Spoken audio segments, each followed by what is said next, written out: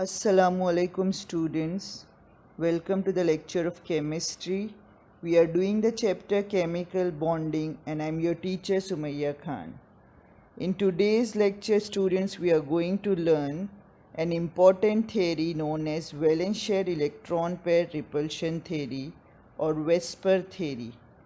This theory will explain the shape and geometry of the molecule under consideration.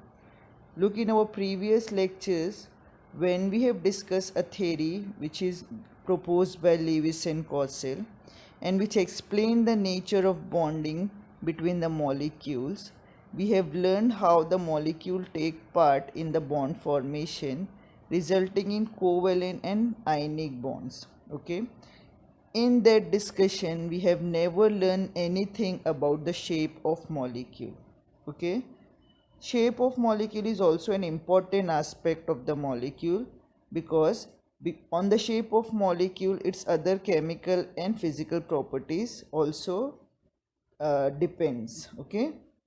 Now this theory was proposed by Sidgwick and Powell in the year 1940 and it was refined and modified by Nyholm and Gillespie in the year 1957.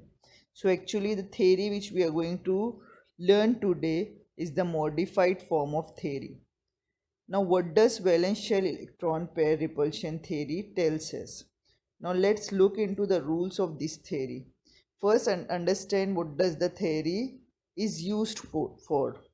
The theory is very helpful in explaining and determining, or you may say predicting, the shape of molecule.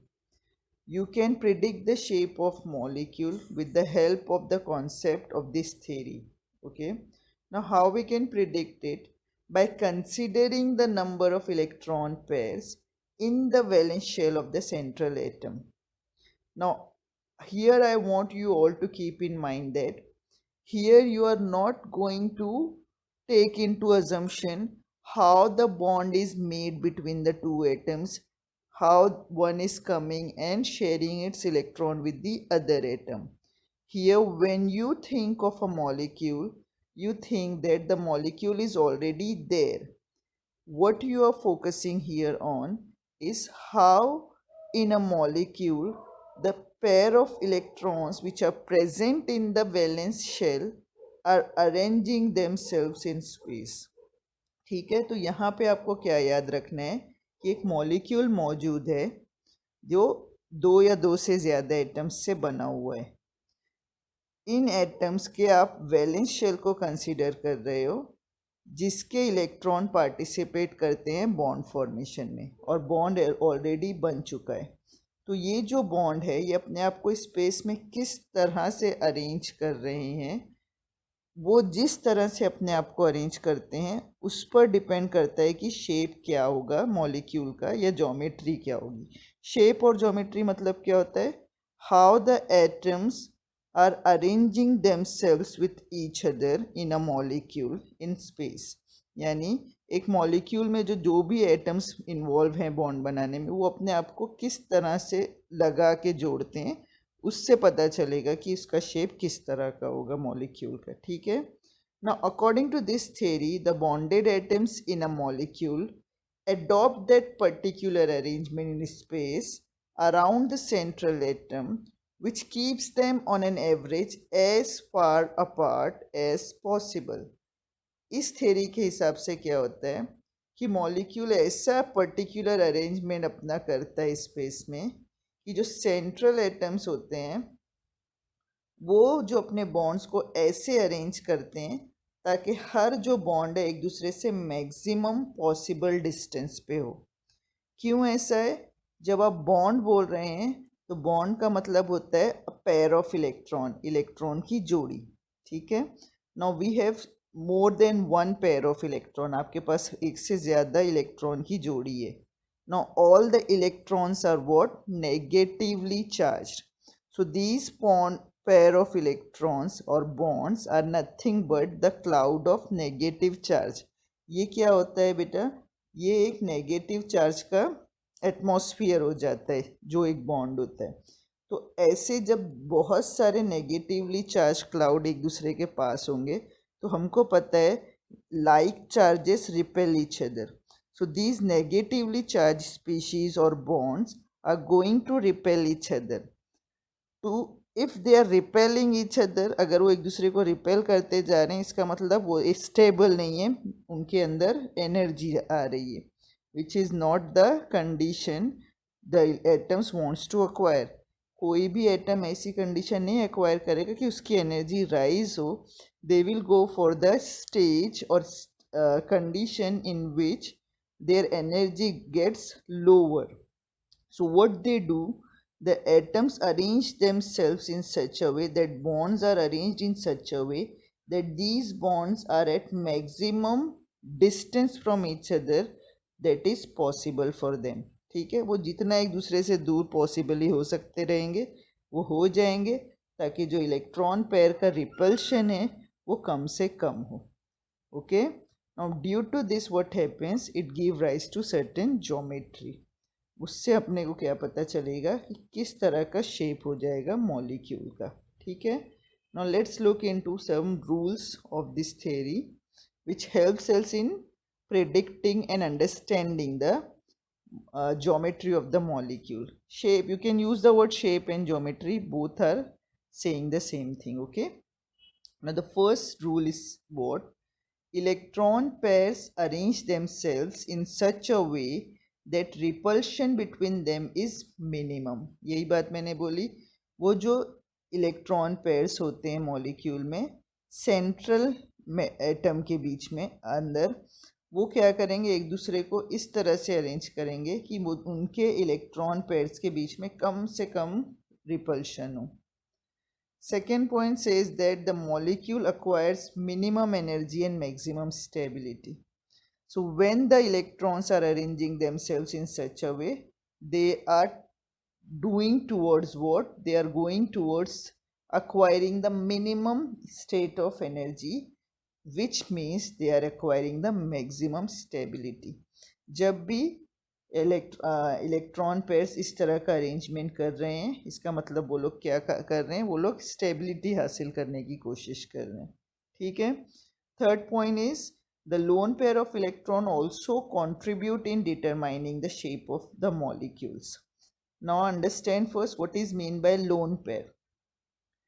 When you look into the molecule, you may sometime find that in the valence shell of electron there is bonding pair, that is the pair of electron which is formed due to the contribution of electrons by the two atoms. ठीक है, जब आप एक molecule को देखोगे तो आपको bonds जो आप दिखाते हो उसमें जो पेयर ऑफ इलेक्ट्रॉन है, इलेक्ट्रॉन की जोड़ी है, वो कैसे आई है, एक एटम ने इलेक्ट्रॉन दिया, एक दूसरे एटम ने दिया, वो आपके पास बॉन्डिंग पेयर ऑफ इलेक्ट्रॉन है. ठीक है, वो जो पेयर ऑफ इलेक्ट्रॉन है उस पर दो एटम के न्यूक्लियस का इन्फ्लुएंस हो रहा है. ठीक है, एक तो ये पहला एटम जिसका वो खुद का है इलेक्ट्रॉन, और एक दूसरे वाला एटम जो शेयर कर रहा है. ठीक है, इसके अलावा कभी कभी आपको हो सकता है दिखे, इट इज़ नॉट नेसेसरी, कि वैलेंस शेल में और भी इलेक्ट्रॉन की जोड़ी मौजूद है. ये जो और भी इलेक्ट्रॉन की जोड़ी एक भी हो सकती है, एक से ज़्यादा भी हो सकती है, जो मौजूद है वैलेंस शेल में, but it is not participating in the bond formation. They are present in the form of pair, and that is what is known as lone pair of electron. The pair of electron that is present in the valence shell of an atom which does not take part in the bond formation is known as lone pair. Now this lone pair of electron will belong to that particular atom only. It is not under the influence of the two nucleus. The nucleus which is having the attractive effect on these pair of electron is only one. Suppose a नाम का एक atom है जिसके पास lone pair of electron है, तो ये ए जो एटम का न्यूक्लियस है वही उसके ऊपर इफेक्ट करेगा उस लोन पेयर ऑफ इलेक्ट्रॉन पे. Because of which what happens according to this theory, the lone pair of electron takes more space than the bonding pair of electron. ये जो लोन पेयर ऑफ इलेक्ट्रॉन है इसको जगह ज़्यादा होती है, space ज़्यादा होता है, क्लाउड बड़ा होता है as compare to bonding pair of electron की। ये अभी आप एग्जाम्पल देखेंगे तो आपको और अच्छी तरह से समझ आएगा। तो पहला पॉइंट, इलेक्ट्रॉन पेयर्स अपने आप को ऐसे अरेंज करते हैं कि उनके बीच में मैक्सिमम डिस्टेंस हो और मिनिमम रिपल्शन हो। ठीक है, वो मिनिमम रिपल्शन के लिए ही वो मैक्सिमम डिस्टेंस मेंटेन करते हैं। Now when they do so they acquires minimum energy and maximum stability. जब वो ऐसा करते हैं, वो ऐसा इसलिए करते हैं ताकि उनकी एनर्जी मिनिमम हो जाए और उनकी स्टेबिलिटी मैक्सिमम हो जाए। फिर अब आपको एक और बात बताई जा रही कि लोन पेयर ऑफ इलेक्ट्रॉन जो होते हैं वो भी स्ट्रक्चर का शेप, मॉलिक्यूल का शेप डिटरमाइन करते हैं। ठीक है, कैसे डिटरमाइन करते हैं अभी एग्जांपल से हम लोग और अच्छी तरह से समझेंगे। Now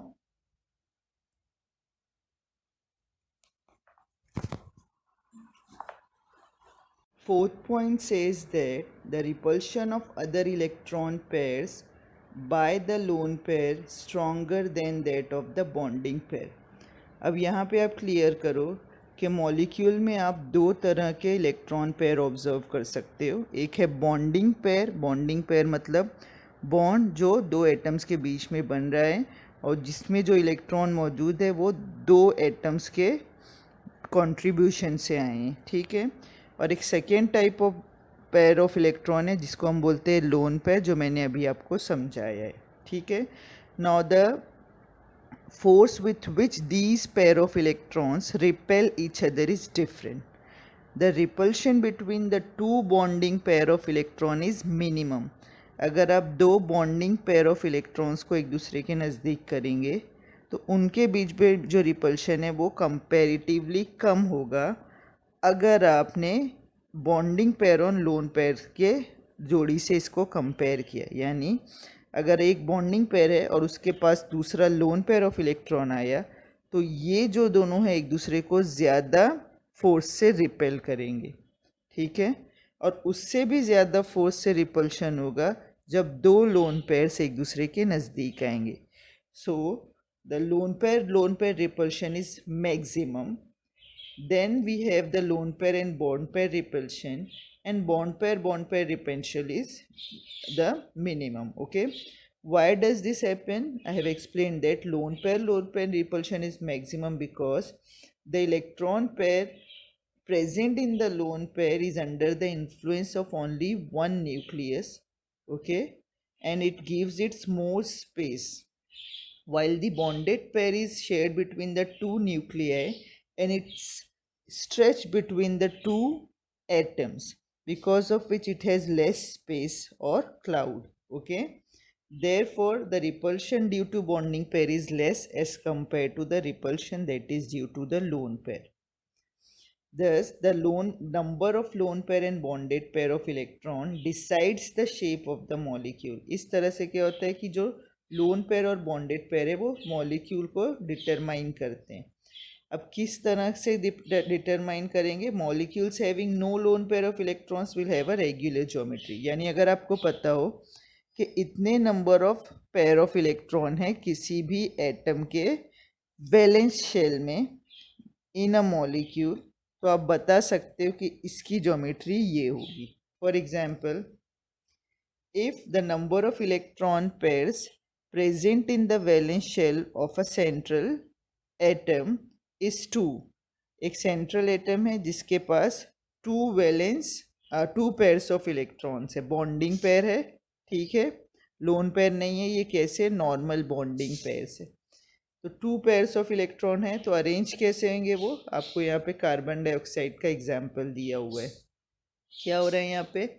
carbon and two oxygen. Carbon dioxide means one carbon two oxygen. So carbon is your central atom and two oxygen are your surrounding atom।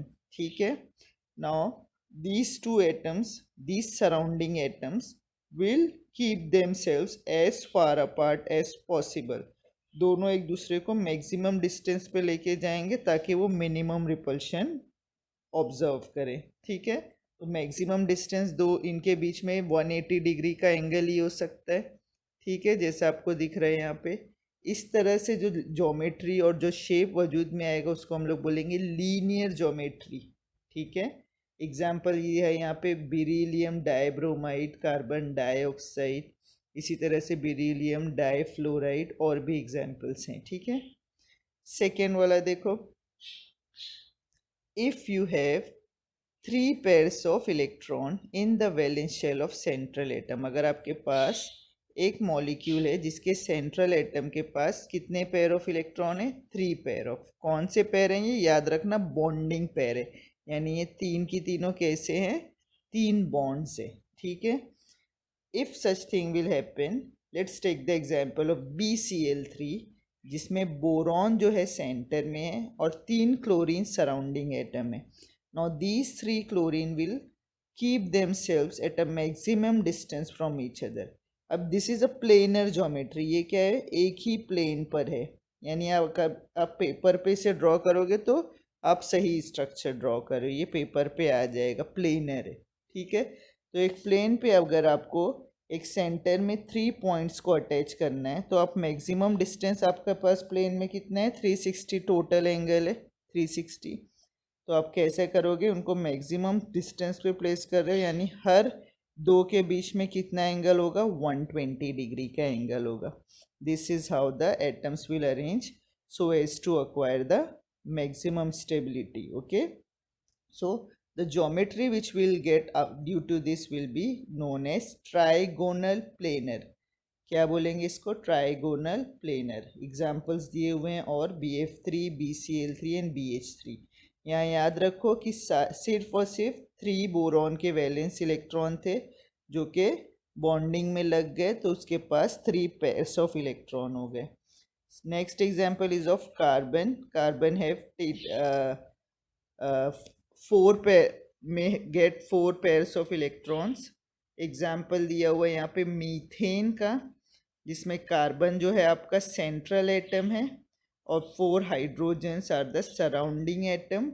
अब ये जो है एक 3 डायमेंशनल स्ट्रक्चर है, यानी ये आप पेपर पे जब ड्रॉ कर रहे हो तो ये समझ के चलना कि this is not on the paper, okay, this is a 3 dimensional structure.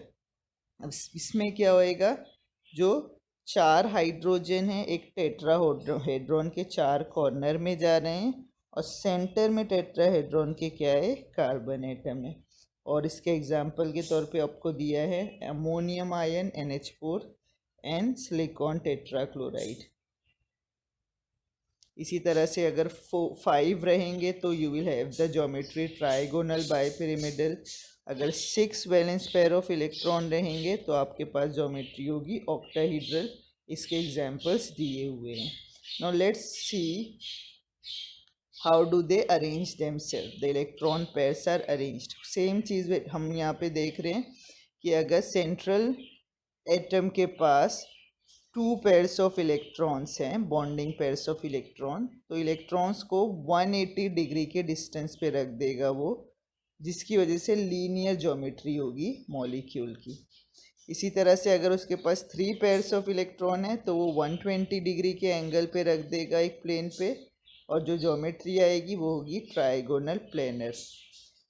Tetrahedral कब रहती है, जब 4 पेयर्स ऑफ इलेक्ट्रॉन्स होते हैं, सेंटर में आपका सेंट्रल एटम है और वो जो 4 पेयर्स ऑफ इलेक्ट्रॉन्स है वो एक दूसरे से 109.5 डिग्री का एंगल बनाते हैं, okay. This is the maximum distance which they can acquire, which that how far they may keep themselves, इतना ही मैक्सिमम डिस्टेंस वो एक दूसरे से रख सकते हैं और वो रखेंगे, जिसकी वजह से they will acquire the tetrahedral geometry।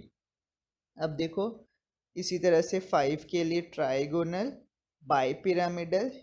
Trigonal bipyramidal में क्या होता है, समझ लो 2 टेट्राहेड्रॉन है, उनको आप बेस से उनकी ज्वाइंट कर देते हो, ठीक है। तो टेट्राहेड्रॉन आपको पता होगा, tetrahedron is like a shape of pyramid. तो 2 पिरामिड को आप उनके बेस से, उनकी बुनियाद से ज्वाइन करते हो तो आपको क्या मिल जाएगा, सॉरी ये ऑक्टाहीड्रल के लिए था, 2 पिरामिड्स को अगर हम ज्वाइन करते हैं। ट्राइगोनल बाइपिरामिडल में क्या होता है कि एक प्लेनर स्ट्रक्चर है, यानी एक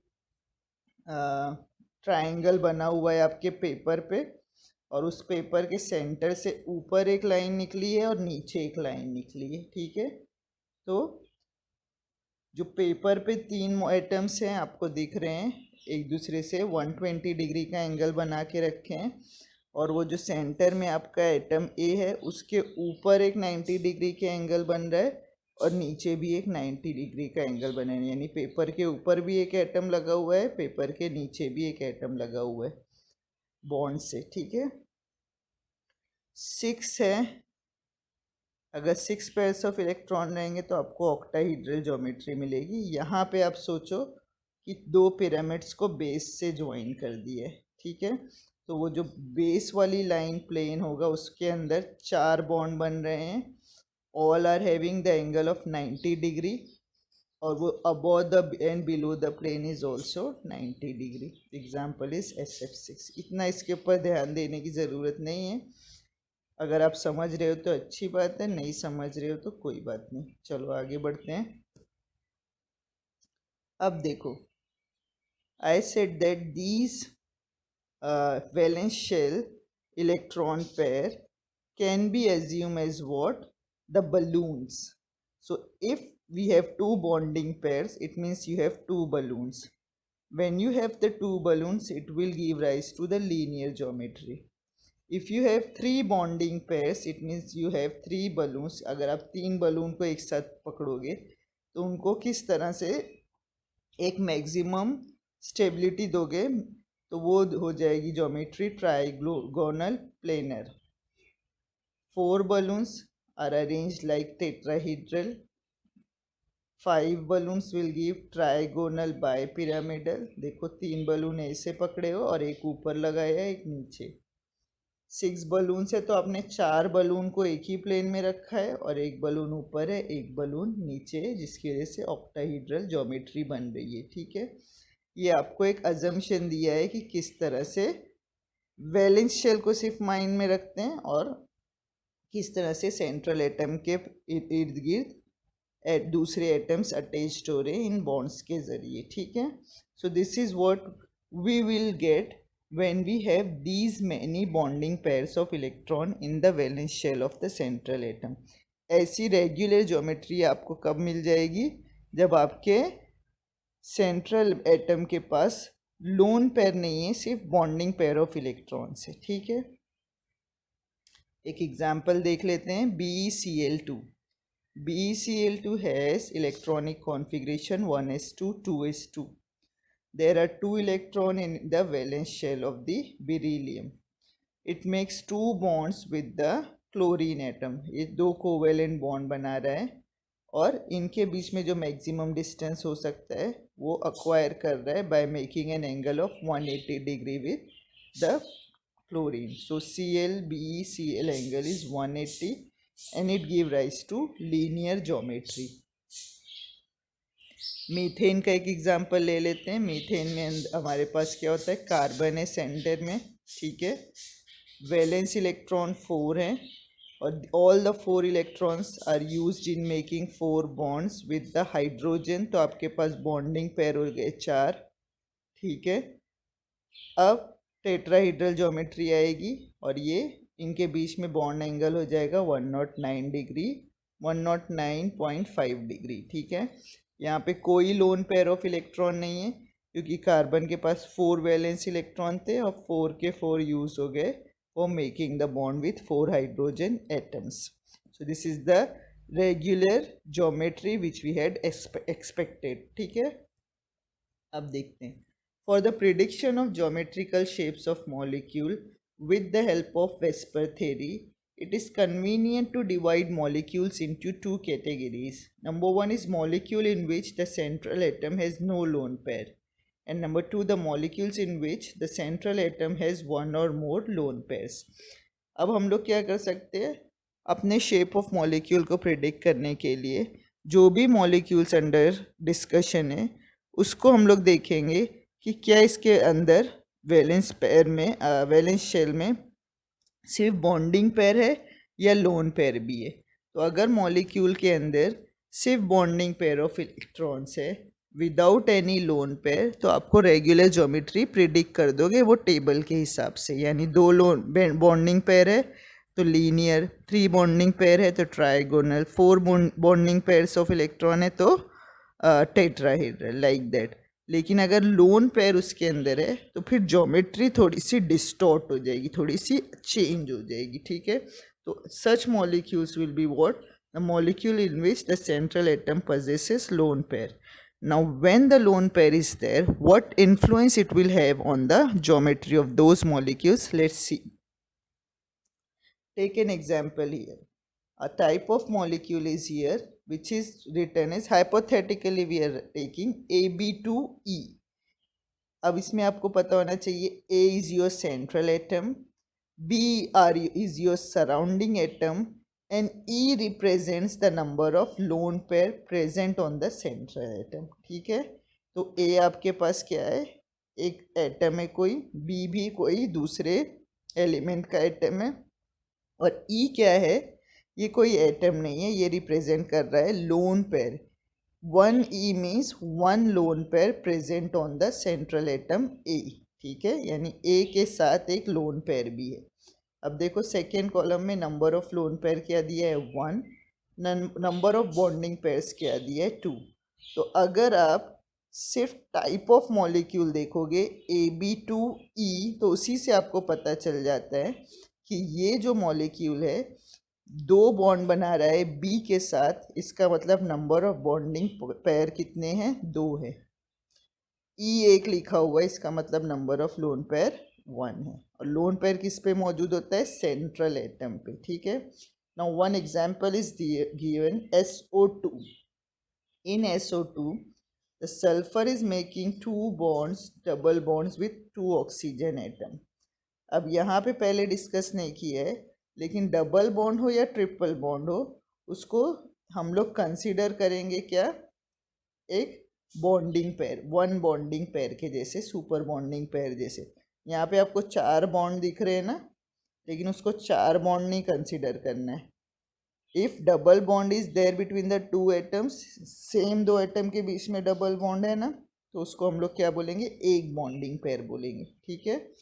तो यहाँ पे आपको दिख रहा है sulphur is making 2 double bonds with 2 oxygen, तो इसका मतलब है कि 2 bonding pairs are there.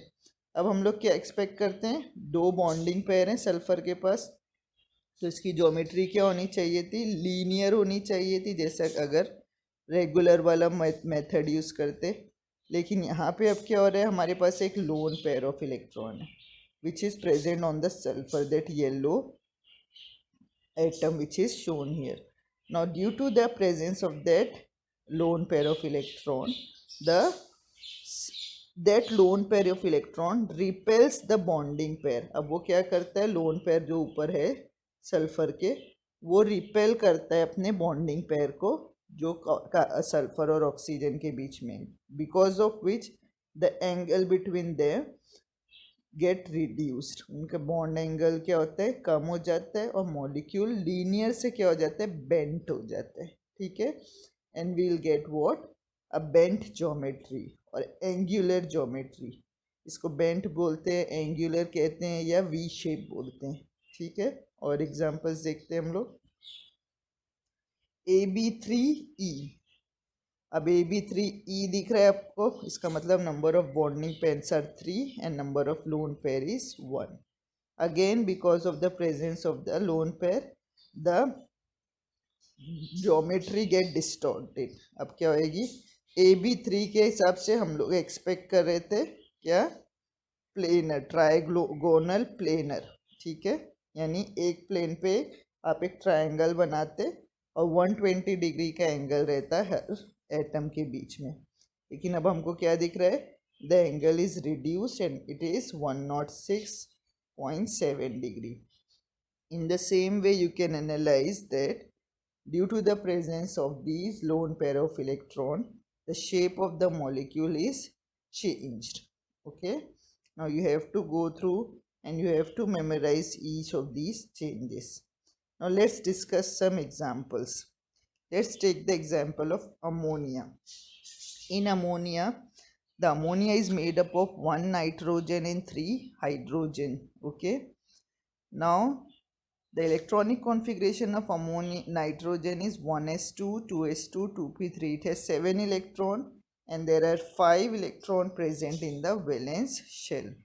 Out of these 5 electrons, 3 electrons are shared with the electrons of 3 hydrogen atom to make the 3 covalent bond. अब 3 जो इसके वैलेंस शेल के electron हैं वो बॉन्ड बना रहे हैं 3 हाइड्रोजन एटम से. ठीक है. 2 of the valence shell electrons are left. 2 electron nitrogen के बच जाएंगे.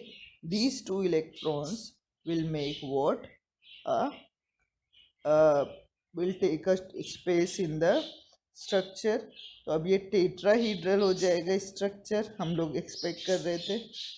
लेकिन because of the presence and influence of this lone pair of electron, the nitrogen hydrogen bond angle get reduced and we have the distorted tetrahedral structure giving rise to trigonal pyramidal structure. ठीक है. यहाँ पे expected geometry थी tetrahedral क्योंकि इसके पास 4 pair of electron थे valence shell में, 3 bonding और एक नॉन बॉन्डिंग यानी ये लोन पेयर. ठीक है. तो 4 जब शेयर ऑफ इलेक्ट्रॉन पेयर होते हैं तो एक्सपेक्टेड ज्योमेट्री होती है हमारी टेट्राहीड्रल. लेकिन यहाँ पे एक non bonding pair of electron है which repels the bonding pair of electron and reduces the angle between them. यहाँ एक्सपेक्टेड एंगल 109 था लेकिन 107 ऑब्जर्व हो रहा है because of this lone pair of electron. Okay. So here the reason is given. In ammonia molecule there are 3 bonding pairs and 1 lone pair. Since the lone pair is flatter and occupies more space around the central atom, it can interact more and therefore it will repel the electron pairs in the neighboring orbital, resulting in reduction in the bond angle and distortion of the geometry. ठीक है. अब ammonia molecule को देखते हैं. वही बात जो हमने अभी बताई है उसी को वर्ड्स में एक्सप्लेन किया गया है. आप देख लेना ये फ्रीज करके. लोग यहाँ पे आपको दिखाया जा रहा है कि किस तरह से लोन पेयर ऑफ इलेक्ट्रॉन्स जो होता है अमोनिया का, उसका स्पेस ज़्यादा होने की वजह से और उसका रिपल्शन ज़्यादा होने की वजह से वो क्या करता है अपने को ट्राइगोनल पिरामिडल स्ट्रक्चर देता है instead of tetrahedral structure like methane. Now let's C water molecule. In water molecule we have the formula H2O. O is your central atom, oxygen is central and hydrogen are surrounding atom. In this the oxygen makes 2 bonds with 2 hydrogen atom. We know the electronic configuration of oxygen is 1s2, 2s2 and 2p4. So there are 6 valence electron in the central atom of oxygen. Oxygen के पास 6 valence electrons है. ठीक है. Out of this 6 valence electrons 2 are use in making bond with the hydrogen. तो अब hydrogen से bond बनाने के बाद आप देखोगे there are 8 electrons in the valence shell of oxygen. Out of these 8 electrons, 2 are bonding pair of electrons. जो 4 हैं वो 2 pair of electron bonding pair of electron बना रहे हैं हाइड्रोजन के साथ. But 4 are left unused and are present as the 2 lone pairs of electron. जो बाकी के जो 2 बचे हैं 1, 2, 3, 4 वो लोन पेयर के जैसे बचे हुए हैं. ठीक है. Now we know that the repulsion between the 2 lone pair is maximum. अब सबसे ज़्यादा रिपल्शन होता है 2 लोन पेयर ऑफ इलेक्ट्रॉन के बीच में. इनके बीच में भी रिपल्शन हो रहा है. फिर ये जो लोन पेयर्स हैं वो बॉन्डिंग पेयर जो वाइट स्टिक से दिख रहा है उसको भी रिपेल कर रहे हैं. Because of it what happens, tetrahedral geometry expected थी. Why tetrahedral was expected? Because we had with the central atom, which is shown with red here, oxygen. It had 4 pair of electron in its valence shell. इसके valence shell में हमको 4 pair, 4 दिख रहे थे electron pair की जोड़ी, ठीक है। उसमें से 2 तो हाइड्रोजन के साथ बनाया बॉन्डिंग पेयर और 2 ने बना लिया लोन पेयर। अब हमको बताती है थ्योरी की lone pair repulsion is maximum. So lone pairs of electron will repel each other, and these lone pair will also repel the bonding pair. Because of that repulsion, the structure of the water molecule is bent or angular or V-shaped. It is not tetrahedral. So expected was tetrahedral, but due to the presence of the lone pair, the geometry get distorted, and what we get here, we get the bent water molecule. The geometry of water molecule is bent with an reduced bond angle of 104 degree 35. Expected था 109 जो कि tetrahedral में होता है, लेकिन यहाँ कितना मिल रहा है अपने को 104 डिग्री 35 सेकेंड्स, ठीक है। Students, you have to go through this again, read it 2-3 times. You will get the better understanding of the theory. It is very simple. You just have to remember that this theory helps in predicting the shape of molecule by taking into account how many electron pairs are present in the valence shell of central atom. किसी भी molecule के central atom में कितने pair of electron हैं उससे आप बता सकते हो कि इसकी ज्योमेट्री क्या होगी, ठीक है। अब जब आप ज्योमेट्री बताने जाओगे तो ध्यान रखोगे कि जो पेयर ऑफ इलेक्ट्रॉन्स प्रेजेंट है अपने सेंट्रल एटम के पास, वो पेयर ऑफ इलेक्ट्रॉन किस तरह के, बॉन्डिंग पेयर ऑफ इलेक्ट्रॉन है या नॉन बॉन्डिंग यानी लोन पेयर ऑफ इलेक्ट्रॉन है। तो if all are bonding pairs of electron तो आप सिंपली बोलोगे 2 है तो लीनियर, 3 है तो ट्राइगोनल, 4 है तो टेट्राहेड्रल, लाइक दैट। लेकिन अगर non bonding pair of electron यानी लोन पेयर ऑफ इलेक्ट्रॉन भी मौजूद है मॉलिक्यूल के पास, तो आपको ध्यान देना पड़ेगा if one lone pair is there how the distortion will occur. एक एक्सपेक्टेड ज्योमेट्री ये थी, लेकिन अब एक लोन पेयर होने की वजह से ज्योमेट्री चेंज हो गई है, ठीक है। 2 लोन पेयर रहेगा तो फिर अलग ज्योमेट्री पे इफेक्ट करेगा, ठीक है। तो it is very important to go through the entire rules and the expected and observed geometry of some molecules. Okay, I hope you all have understood the Vesper theory nicely. Allah Hafiz.